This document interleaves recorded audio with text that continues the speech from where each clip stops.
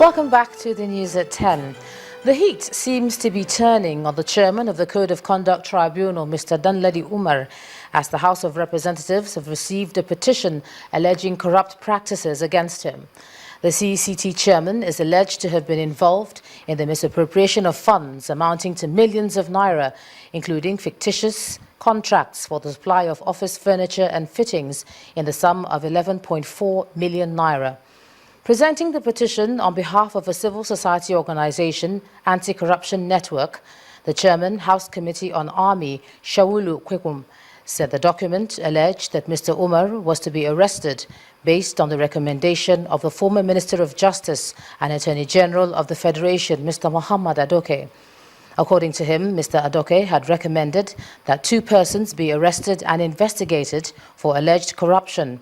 But while one Ali Abdullahi was arrested and prosecuted, the other person, who is the current chairman of the CCT, was not. Mr. Kwelum insisted that the CCT chairman be made to face the law in compliance with the recommendations of the former Attorney General of the Federation. The Speaker, Yakubu Dogara, later directed the petition be laid before the House, while the Committee on Public Petitions should take charge of the matter. In the meantime, the sack of the former chairman of the EFCC, Ibrahim Larmode, has been linked to his handling of the corruption case against the chairman of the CCT, who is being investigated for taking bribes from one Mr. Rashid Taiwo, a former controller of customs. The EFCC's investigation had revealed that Mr. Umar, after accepting the bribe, allegedly kept on pestering Mr. Taiwo for the balance of the 10 million naira that he had requested, forcing him to petition the EFCC against Mr. Umar. Now, a federal high court sitting in Abuja, the Federal Capital Territory, has granted bail to the former Benue State Governor Gabriel Suswam, alongside the former Commissioner of Finance in the state, who are standing trial for alleged mismanagement of over 3.1 billion naira belonging to the Benue State government. The court granted them bail in the sum of 100 million naira each and 1 surety each, who shall not be less than a director, grade level 12, in the employment of the federal, state or local government. Each surety shall swear an affidavit of means, while the 2 accused persons are to submit their travel documents in the custody of the court. The trial has been set for December the 8th and the 9th, while bail was not opposed by the Economic and Financial Crimes Commission. Now, under the present government, the war against corruption appears to have taken a front seat, with the President Muhammadu Buhari saying his government will not be associated with corrupt practices or acts. To buttress that, some former governors and public officials are facing trial by the Economic and Financial Crimes Commission. And following reports of alleged corrupt practices by the immediate past EFCC chairman, a new chairman has been appointed. Some say the task before him is enormous, and to look at this, I'm now being joined on the news at 10 by a legal practitioner, Mr. Norrison Quakers. Thank you so much for joining us on the news at 10 tonight. Now let's look at the new EFCC chairman, Mr. Ibrahim Magu. He's worked under the former EFCC chairman, Farida Waziri, Nuhu Ribadu. So, I mean, he's been on the job. Is that going to be enough for the task ahead of him, do you think? Yes. Let me start by saying that, first and foremost, is he qualified to act in that capacity? The Economic and Financial Crimes Commission Act clearly sets out the qualification for the appointment to that office, one of which is that a person must have had 15 years cogent experience on the job. In addition, the person has to be equivalent of an ACP. So if you look at all of that, I think he's qualified. And then what he has again for him is the fact that he's been there from inception, from the time of Nuhu Ribadu until now. So in terms of cogent experience, he has the experience to run the office and manage the affairs. And then perhaps he would have seen the failings of the former occupiers of the office and will probably be able to guard against such occurrences. If I want to believe in that in that context, that he will have seen some of the challenges that his predecessors in office will have had, and will want to guard against this. Perhaps, as we say in our local parlance, the banana peels. He will want to avoid any slip. Let's look at one of those slips that, yes, that he should, well, as you say, he should try to avoid. Some have said, and many continue to say, that the EFCC sometimes is seen as a tool in the hands of, politicians. It's used for political purposes and etc. If that is the case, how do you see him repositioning the EFCC? It might make a difference because, one, you're under a new dispensation. If we want to rely on the persona or the personality of the incumbent president as one who has not embarked or who will not embark on political vendetta, who will not want to use instrument of state to coerce or discipline or settle scores with political opponents, it then means that the new chairman will be given the opportunity to work freely. But the aspect of abuse has always been there. It might not necessarily be the president who want to use the Economic and Financial Crimes Commission as a tool to settle political scores. It could be some influential Nigerians who have access to the presidency who might want to use the name of the president or by virtue of the association with the president who want to use the Economic and Financial Crimes Commission to settle scores. But by and large, I do not see such playing out now. It appears that there's some transparency now. There's some awareness now. It appears that there's a level playing field, and a new person coming on the job who will have been exposed to all of this, who want to guard against it. So I do not see it happening now. I don't see that happening now. Another issue that has also come up is the procedure for recovered monies, properties, and things that are recovered from those who are accused. What should the proper procedure be, or what do you think he should put in place to, run away from that sort of from litigation in terms of people who are saying what has happened to all the properties that you have? Incidentally, you see, because we are in a system where we don't adhere strictly to rules and regulations, the Economic and Financial Crimes Commission Act, particularly Section 31 and I think 3031, provides for a procedure. Part of it is, for instance, you need to obtain an order of forfeiture at the conclusion of trial. Now, every money realized from the sale of forfeited or confiscated assets to the state is paid into the consolidated revenue account of the federation. Now, you don't have access to it. Only the federal government has access to the withdrawal. What has happened previously is that you had an institution that was not self-accounting, an institution that was not accounting to the federal government, an agency that was not even responsible. If you look at Section 35 of the Act itself, it even talks about the National Assembly playing oversight function. There's also the need to also audit the account of the commission. But all this one done. So a new person coming on board, all he needs to do is to simply comply with the provisions of the law. And then he also needs to align himself with the Ministry of Justice for the purpose of ensuring that the laid down procedure within the ambit of the Enabling Act is followed to the letter. So if this is done, I do not see him running afoul of the law. And I think he might have to surround himself again with legal experts to advise him on what to do. All right, legal practitioner Mr. Norrison Quakers, thank you for sharing your thoughts with us on the News at 10 tonight. My pleasure. Well, the popular beverage Milo, produced by Nestle, is now fortified with Active Go, a unique malt extract of 9 micronutrients, and that's made from protomalt.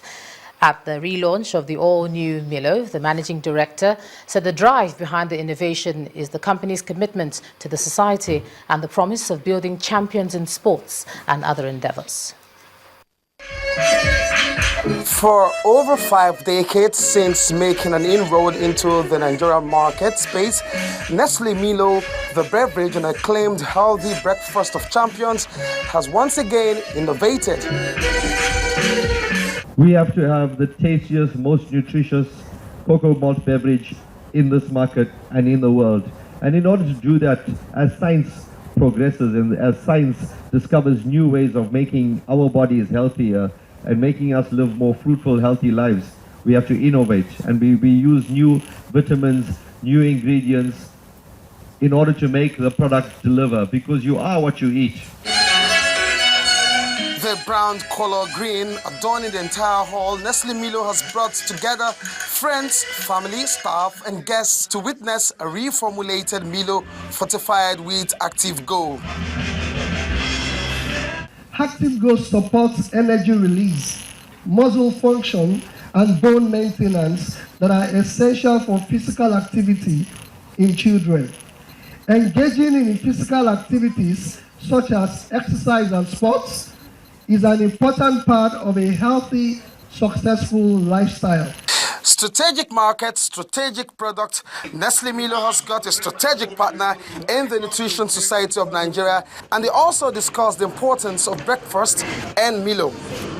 Look at Milo as an example. It's a good source of energy. You can get a good level of protein from it. Of course, it is loaded with minerals and vitamins.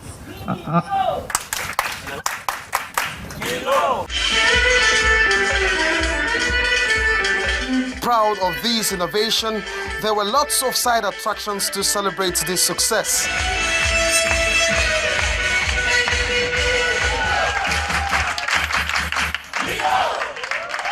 So for all champs, real and potential, there are some added extras from the all-new Milo, which management says is a seal for an all-round nutrition, health and wellness. Olu Phillips, Channels Television News. Now let's move on to some business. Here's Emana Amawe. You first. First Bank.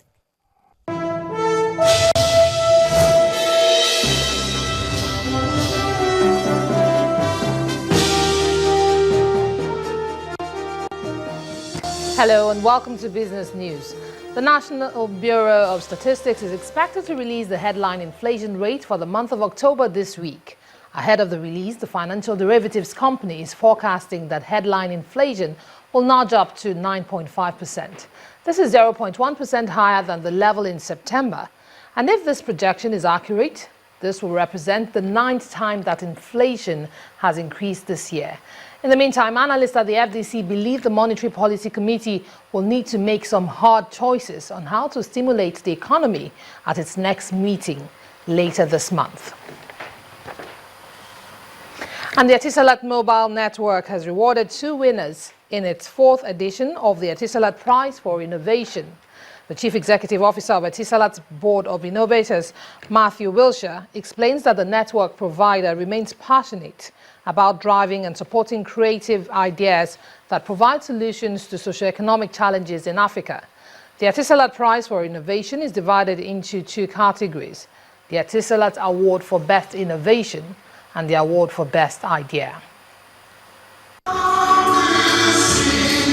It's an award night as guests come together to celebrate excellence in innovation in areas of ICT and broadband width, as Etisalat demonstrates its commitment to reward ingenuity of ideas and products.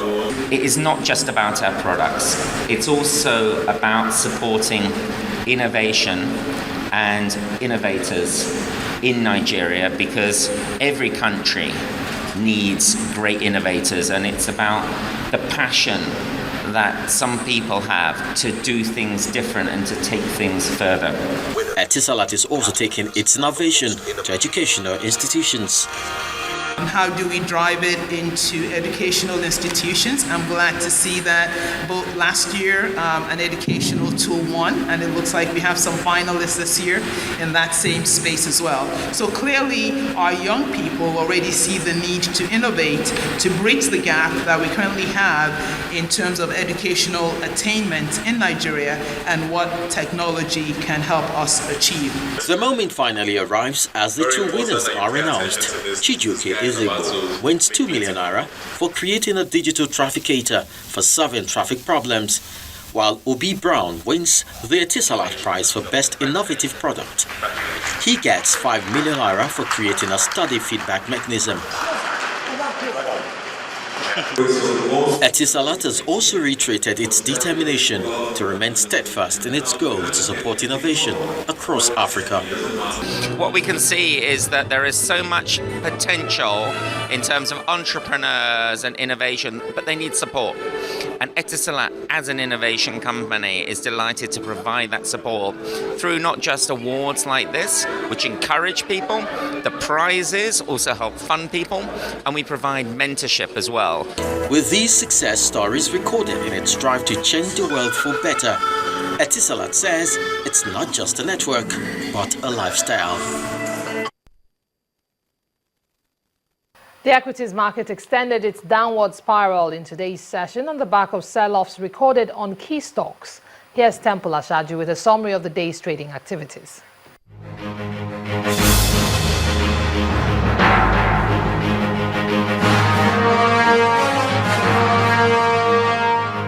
Hello and welcome to the update on stock market report. The bears maintained their grip on the Nigerian equities markets as negative sentiments continued to prevail on the markets. The all-share index lost 0.64% to end Tuesday's session below the 29,000 psychological mark at 28,981.12. Similarly, the market capitalization dipped to 9.96 trillion naira. Nestle led 17 other gainers, which include Unilever and Dangote Cement. On the flip side, 25 stocks declined, and top on the charts was Forte Oil, which ended the day's session at 282 naira. Investors also gave the cold shoulder to Nigerian breweries and Guinness. On the volume chart, Equity Assurance, UBA and Transcore came in at the top 3 category. When the closing gong rang, investors had exchanged 317 million shares, valued at 1.80 billion naira in 3,721 deals. And that does it for the stock market report. I'm Temple Ashaju.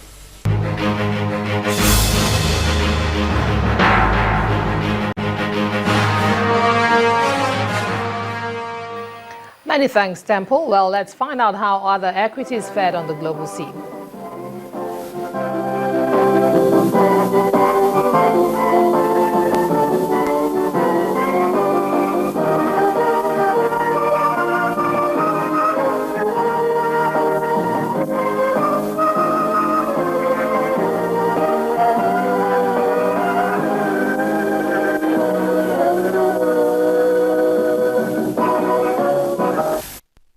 And that's our package on business news tonight. Thank you for watching. I'm Emana Amawe. Ijoma will be back with the rest of the news at 10.